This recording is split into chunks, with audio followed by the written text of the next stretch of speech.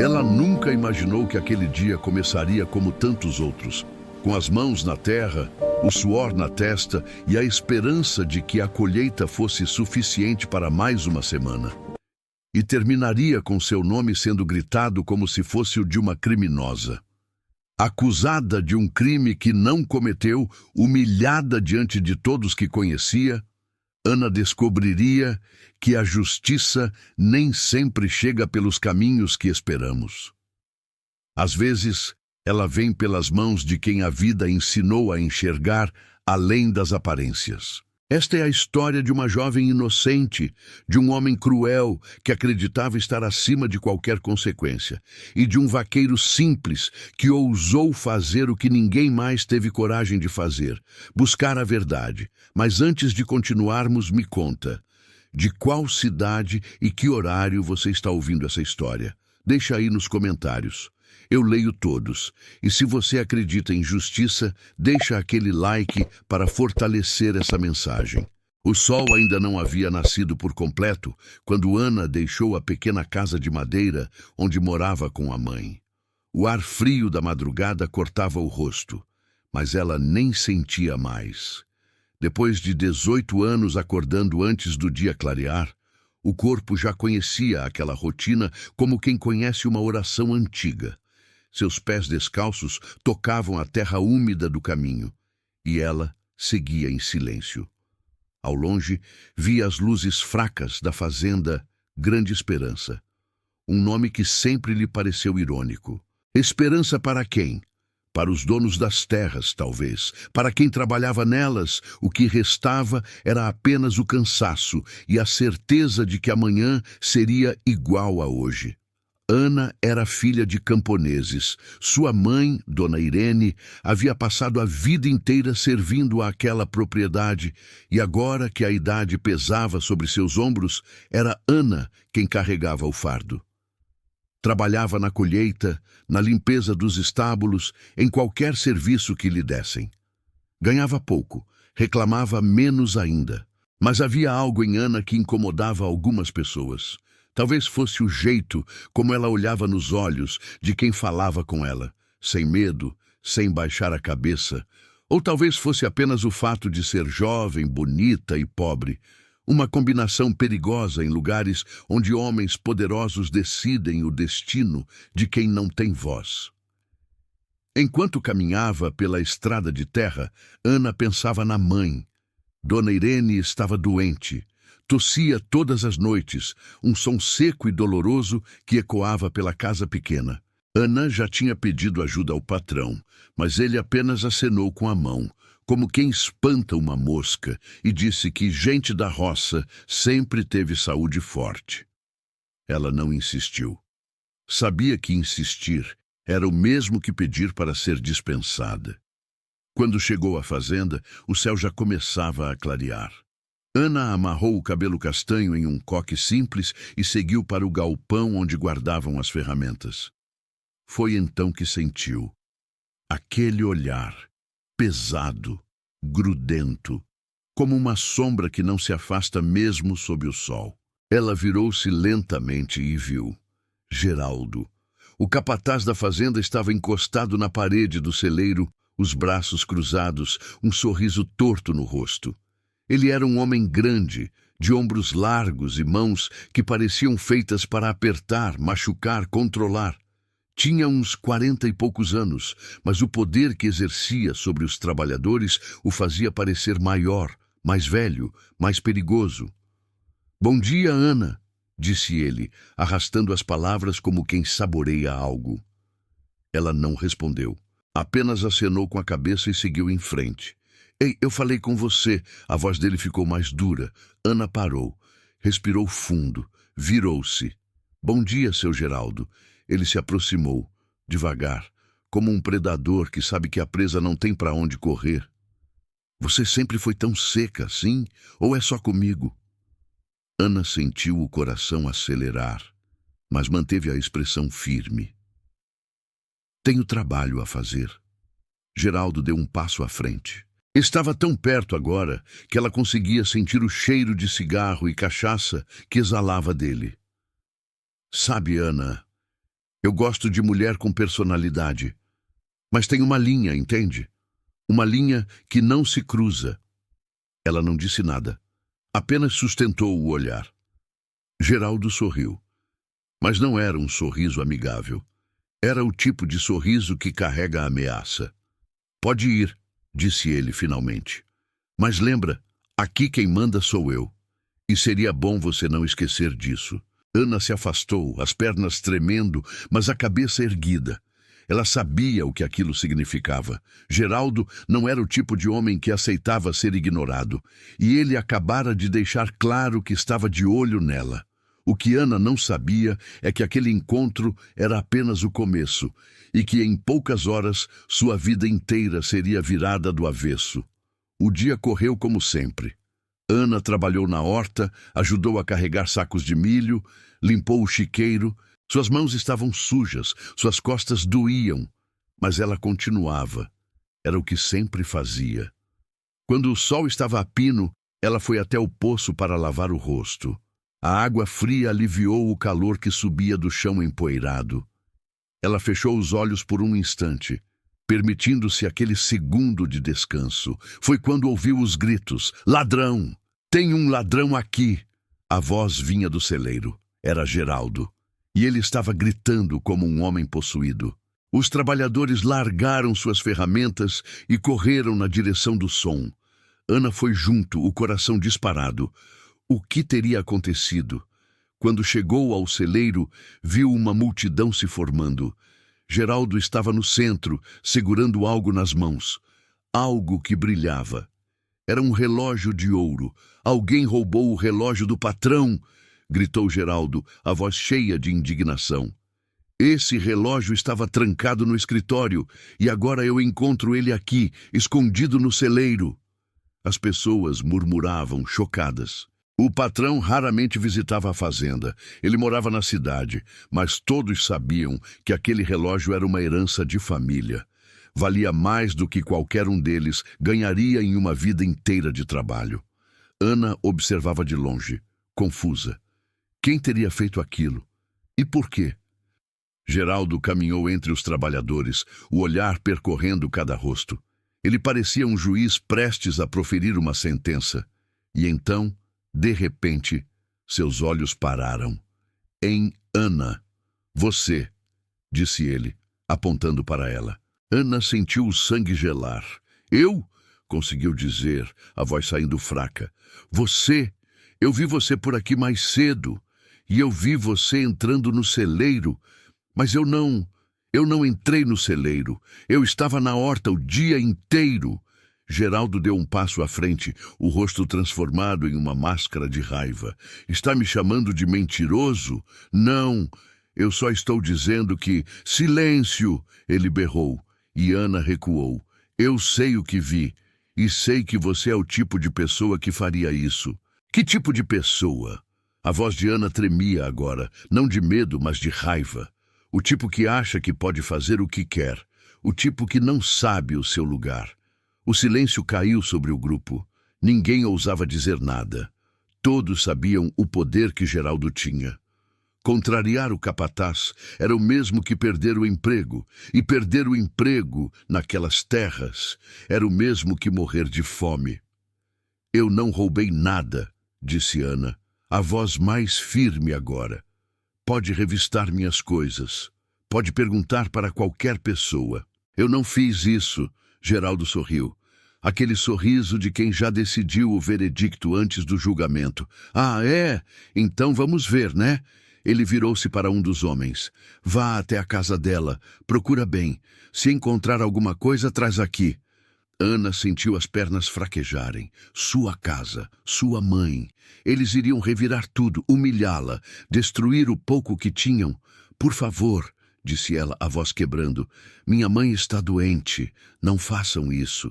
Mas Geraldo apenas deu de ombros. Deveria ter pensado nisso antes de roubar. E naquele momento, Ana percebeu algo terrível. Aquilo não era sobre o relógio. Aquilo era sobre ela, sobre o fato de ela ter ignorado Geraldo pela manhã, sobre o fato de ela não baixar a cabeça, sobre o fato de ela existir de um jeito que incomodava um homem pequeno com poder grande demais.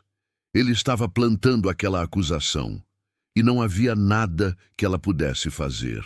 Ou havia? Você já foi acusado injustamente de algo que não fez? Já sentiu essa impotência? Comenta aqui embaixo, porque o que vai acontecer agora vai te surpreender. Entre a multidão que observava a cena, havia um homem que não dizia nada.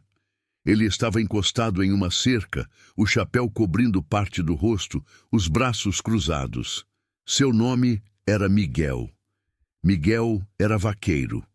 Trabalhava com o gado, passava os dias nos campos mais distantes, longe das intrigas e da política da fazenda. Era um homem de poucas palavras. Na verdade, algumas pessoas nem sabiam direito como era sua voz, porque ele raramente a usava. Mas Miguel tinha algo que a maioria ali não tinha: atenção. Ele observava. Via coisas que os outros não viam. E naquela manhã, ele havia visto algo que agora, diante daquela cena absurda, começava a fazer sentido. Miguel não conhecia Ana pessoalmente. Tinha visto ela algumas vezes, sempre trabalhando, sempre calada. Mas havia uma coisa que ele sabia. Ela não era ladra. Como ele sabia? Porque ele conhecia ladrões, conhecia mentirosos e conhecia, acima de tudo, homens como Geraldo. Enquanto o capataz continuava acusando Ana, Miguel permaneceu onde estava, quieto, observando. Seus olhos escuros seguiam cada movimento de Geraldo.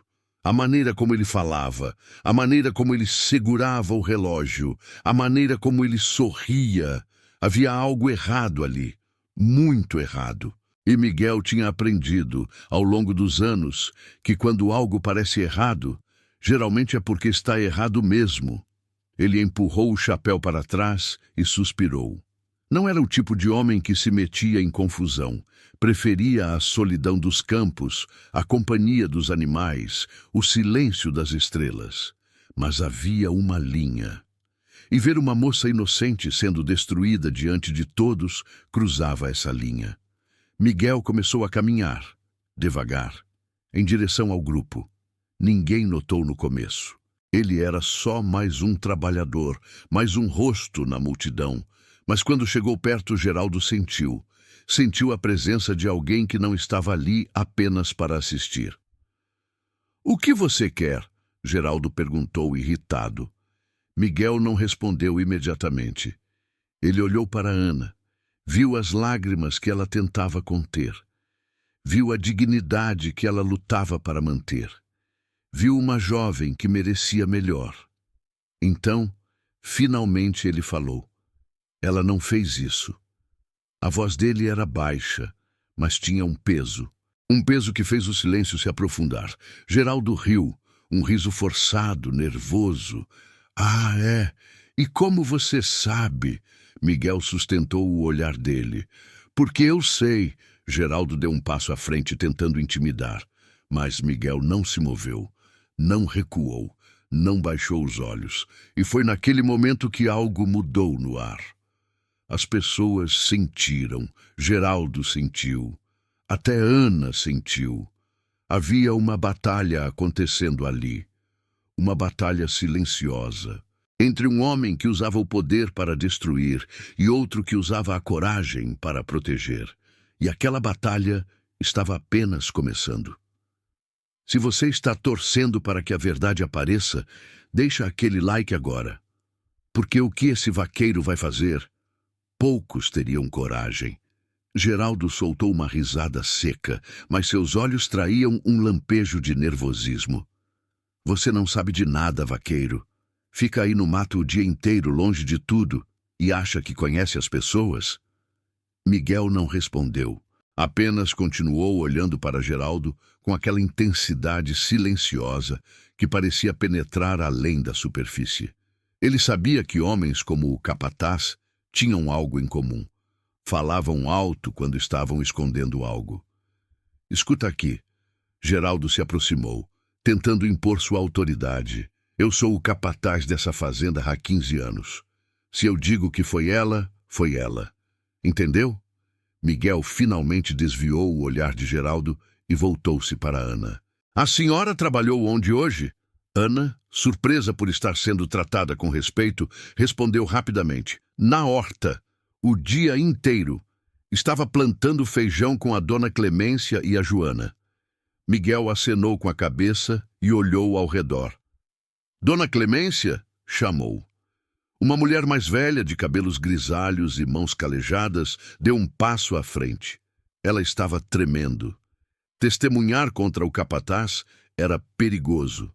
Mas havia algo no jeito de Miguel, talvez a calma, talvez a justiça, que a fez falar. É verdade, disse ela, a voz baixa, mas firme. Ana esteve comigo o dia inteiro.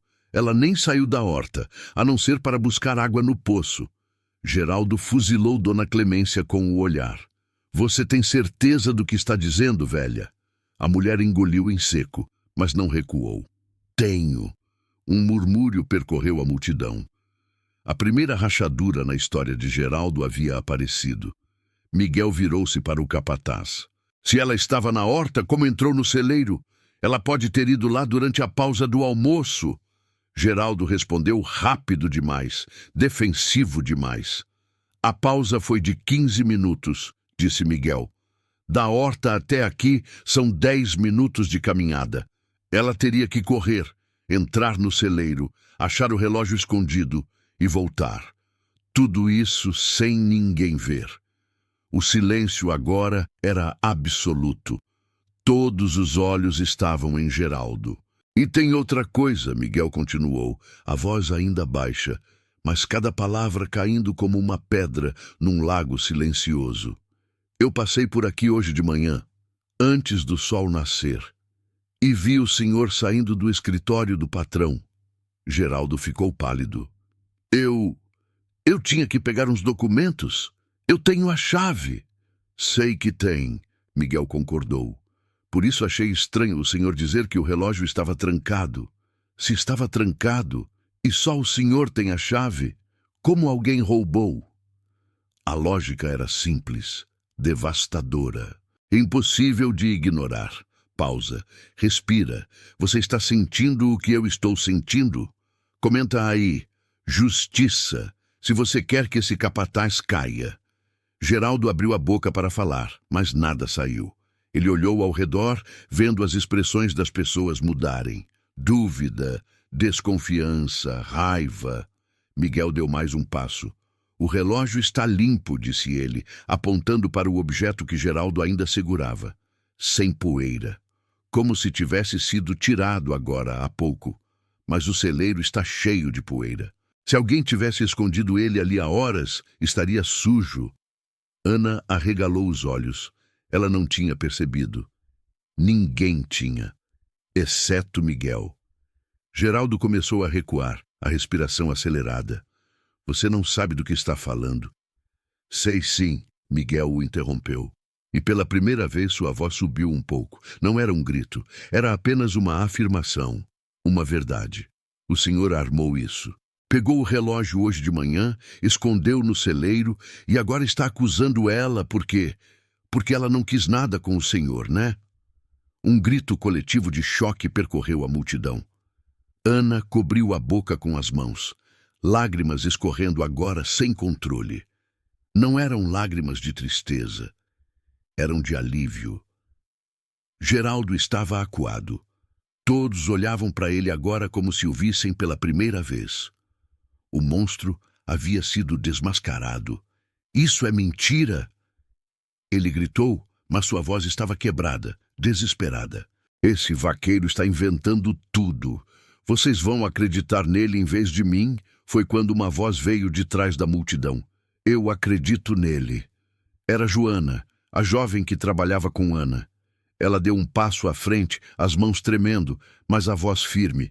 Eu vi o senhor na semana passada. Encostou na Ana enquanto ela carregava lenha. Ela pediu para o senhor parar. E o senhor disse que ela ia se arrepender. Outra mulher falou: ele fez isso comigo também, anos atrás. Mas eu tinha medo de falar. E outra: comigo foi a mesma coisa. Uma a uma, as vozes se ergueram. Histórias que haviam sido enterradas por medo, por vergonha, por desespero, agora vinham à luz. E Geraldo, o homem que sempre pareceu invencível, estava encolhendo diante de todos. Miguel não disse mais nada, apenas observou. Às vezes a justiça não precisa de palavras, apenas de coragem suficiente para abrir a primeira porta. E ele havia feito isso. Você conhece alguém que precisa ouvir essa história hoje? Alguém que está passando por uma injustiça? Compartilha esse vídeo. Pode ser a força que essa pessoa precisa. Geraldo tentou fugir, virou-se e começou a correr. Mas os homens da fazenda, aqueles mesmos que ele havia humilhado e ameaçado por anos, o seguraram. Solta! Solta! Ele gritava, mas ninguém obedecia mais. O poder de Geraldo sempre foi construído sobre o medo. E o medo, quando quebrado, não deixa nada no lugar, apenas o vazio. Miguel caminhou até Ana e estendeu a mão para ela. Ana olhou para aquela mão, calejada, forte, honesta, e a segurou. Obrigada, disse ela, a voz embargada. Eu não sei como agradecer. Miguel apenas acenou com a cabeça, o rosto sério, mas os olhos gentis. Não foi nada, foi tudo, Ana insistiu. Naquela tarde o patrão foi chamado. Quando chegou e ouviu as acusações, quando viu o relógio que ele nem sabia que havia sumido, quando ouviu os testemunhos de dezenas de trabalhadores, Geraldo foi demitido na hora. Não apenas demitido, expulso, escoltado para fora das terras que ele governou como um pequeno tirano. E enquanto ele partia, encolhido e derrotado, os trabalhadores assistiam em silêncio. Não havia comemoração. Apenas um alívio profundo, silencioso. Como quando uma febre finalmente quebra. Nas semanas que se seguiram, a fazenda mudou. Não era uma transformação visível à primeira vista. As mesmas plantações, os mesmos celeiros, as mesmas ferramentas. Mas havia algo diferente no ar. As pessoas sorriam mais, falavam mais alto, andavam com a cabeça erguida. Ana continuou trabalhando, mas agora, quando caminhava pela propriedade, as pessoas a cumprimentavam. Não com pena, mas com respeito. Ela havia se tornado um símbolo, sem querer. Um lembrete de que mesmo os mais fracos podem resistir quando alguém tem coragem de ficar ao seu lado. E Miguel voltou para os campos distantes, para o trabalho com o gado, para o silêncio que sempre foi seu lar. Ele não buscava reconhecimento, não queria gratidão eterna. Ele havia feito o que era certo, e para ele isso era suficiente. Mas Ana não esqueceu.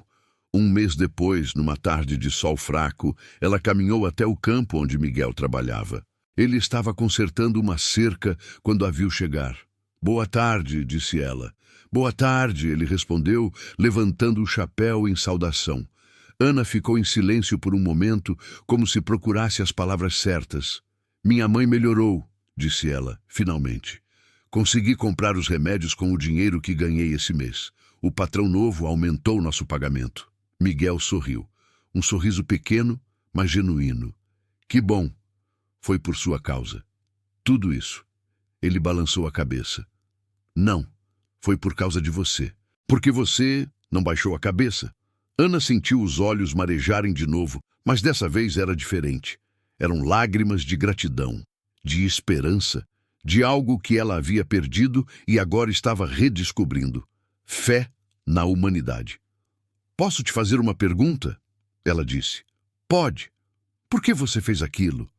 Você mal me conhecia. Poderia ter se metido em problema." Miguel parou de trabalhar e olhou para ela. Seus olhos eram profundos, carregados de histórias que ele nunca contaria. "Porque", disse ele devagar, "eu já estive do outro lado. Já fui acusado de algo que não fiz. E ninguém ficou do meu lado. Eu jurei que se um dia eu visse alguém passando por isso, eu não ia virar as costas." Ana não perguntou mais nada. Não precisava. Ela apenas ficou ali em silêncio, ao lado daquele homem que não era herói, não usava armadura, não tinha espada. Apenas tinha coração. E às vezes, isso é tudo que o mundo precisa. Meses se passaram. A fazenda prosperou sob a nova administração. O antigo patrão, envergonhado pelo que acontecera sob seu nariz, decidiu visitar mais frequentemente e garantir que seus trabalhadores fossem tratados com dignidade. Ana foi promovida. Não apenas porque era boa no que fazia, e era, mas porque ela havia se tornado uma liderança natural entre os trabalhadores. Eles confiavam nela, ouviam ela, e ela, que antes apenas sobrevivia, agora vivia. Numa noite de lua cheia, Ana estava voltando para casa quando viu Miguel sentado sozinho perto do curral, olhando para as estrelas. Ela hesitou por um momento, mas depois se aproximou. "Posso sentar?" perguntou. "Claro." Eles ficaram em silêncio por um tempo. Um silêncio confortável. Não era preciso preencher cada segundo com palavras. Algumas conexões são construídas justamente no vazio entre as frases. "Sabe," Ana disse, "finalmente, eu passei tanto tempo com raiva. Raiva da vida, de ser pobre, de não ter escolhas. Mas agora eu entendo uma coisa." Miguel virou-se para ela. "O quê?" "Que a gente sempre tem uma escolha. Pode não ser a escolha que queremos, mas sempre dá para escolher quem a gente vai ser diante das coisas ruins que acontecem." Miguel sorriu, aquele sorriso raro, verdadeiro. "É," disse ele, "é isso mesmo." Ana olhou para o céu estrelado e sentiu algo que não sentia há muito tempo. Paz. Não a paz de quem não tem problemas, mas a paz de quem aprendeu que mesmo quando tudo parece perdido, ainda existem pessoas boas. Ainda existe justiça. Ainda existe esperança. E isso, percebeu ela, era mais valioso do que qualquer riqueza. A história de Ana e Miguel se espalhou. Não apenas pela fazenda, mas pelas cidades vizinhas, pelas conversas ao redor das fogueiras, pelos sussurros nas feiras. Tornou-se uma daquelas histórias que as pessoas contam quando precisam lembrar que o mundo, apesar de tudo, ainda tem bondade. Ana nunca esqueceu o que viveu. E sempre que via alguém sendo injustiçado, sempre que via alguém sendo silenciado, ela lembrava de Miguel. Lembrava de como um único ato de coragem pode mudar tudo. Miguel continuou sua vida simples. Nunca quis fama, nunca quis reconhecimento. Mas ele sabia, lá no fundo, que havia plantado uma semente. E sementes, quando plantadas em solo fértil, se multiplicam. Anos depois, quando Ana olhava para trás, para aquele dia terrível em que foi acusada injustamente, ela já não sentia mais raiva. Sentia gratidão, porque foi naquele dia que ela aprendeu a lição mais importante de todas. Não importa o quão escura seja a noite, sempre há alguém disposto a acender uma luz, e às vezes essa pessoa está exatamente onde você menos espera, nas sombras, silenciosa, observando, esperando o momento certo para fazer o que é justo. Esta história fala de algo que todos nós já vivemos, de alguma forma. Seja uma injustiça, uma acusação falsa, ou apenas a sensação de estarmos sozinhos contra o mundo. Mas lembre-se, você nunca está tão sozinho quanto pensa. Sempre há um Miguel, sempre há uma Ana, sempre há alguém que, mesmo sem fazer barulho, está lutando ao seu lado. E você? Você acredita que ainda existem pessoas assim? Pessoas que fazem o certo, mesmo quando é difícil, mesmo quando ninguém está vendo? Se essa história tocou você, deixe um comentário. Compartilhe com alguém que precisa ouvir isso hoje. E se inscreva no canal, mas só se você acredita que histórias como essa precisam ser contadas. Porque o mundo precisa de mais Miguéis e de mais Anas. O mundo precisa de mais gente que escolhe a luz.